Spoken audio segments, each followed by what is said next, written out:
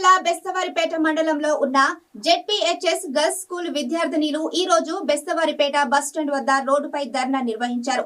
విద్యార్థినులు తెలిపిన వివరాల ప్రకారం గిద్దలూరు డిపోకు చెందిన గొల్లపల్లి రూట్ బస్సు సమయానికి రాకపోవడం, అలాగే తరచూ ఆలస్యంగా రావడం వల్ల పాఠశాలకు వెళ్లడంలో తీవ్ర ఇబ్బందులు ఎదురవుతున్నాయి.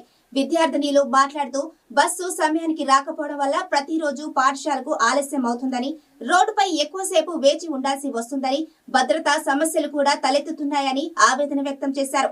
విద్యార్థినుల సమస్యలను తెలుసుకున్న స్థానికులు, తల్లిదండ్రులు కూడా ఘటనా స్థలానికి చేరుకొని వెంటనే బస్సు సర్వీసులు సక్రమంగా నడపాలని ఆర్టీసీ అధికారులను డిమాండ్ చేశారు.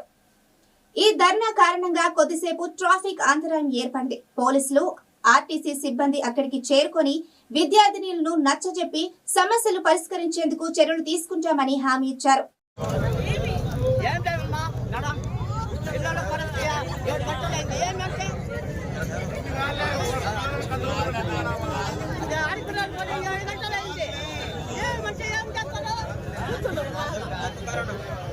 ఇల్లు ఎలిక్కి జరుగుతుంది మొత్తం వస్తుంది.